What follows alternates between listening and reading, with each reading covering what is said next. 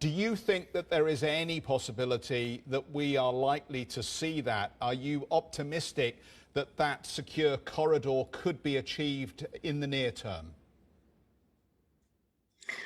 Well, I do hope so, because it's not just the Ukraine's issue, that the issue of the food security of the world. So I do hope that the politics and everything will be behind the people's lives, and the people's lives would be put as a priority in front of everything that is happening. So I am cautious optimist in that respect, and I do hope that the corridor would be opened, but this is a short-term solution anyway, when you have to persuade Russia to do that every time, and them bargaining on that. You see, that's not a long-term solution for sure. Yulia, it's an incredibly challenging time for everybody in Ukraine, that is clear, and I don't want to diminish the suffering that people are experiencing across the country, and especially in the east at the moment as the offensive continues. But I'd just like to ask you about your business and your position going forward. Are your customers being sympathetic? Are your lines of credit still firm? Is your business going to survive this experience?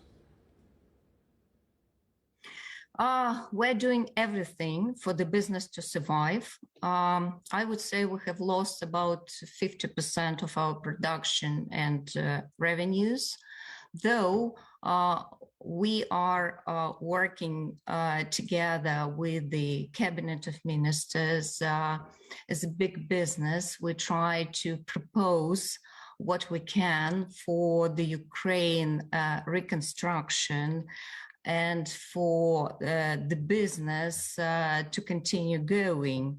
So that effectively means that we are discussing plans for the future, as well as for today, how we do survive as a business these days. And there are complex of measures that are being discussed. Well, I can elaborate on some of them.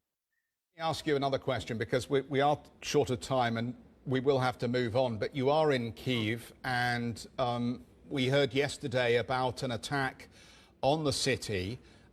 There hasn't been that kind of direct targeting for some weeks.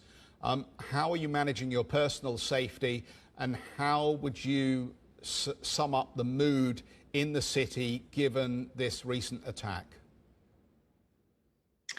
You know, Kyiv is the most beautiful city in the world, I would put it this way, and Kyiv goes on, irrespective of everything. Unfortunately, not all the offices are open, because then the employer has to take the responsibility for all the people. And during the wartime, only the government can do so, and all the people have to follow what actually what the government advises to.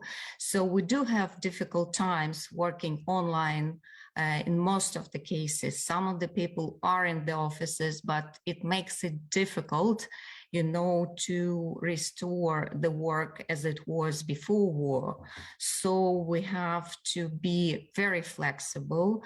We have to adjust all our processes and everything, and we have to take as many safety measures as possible.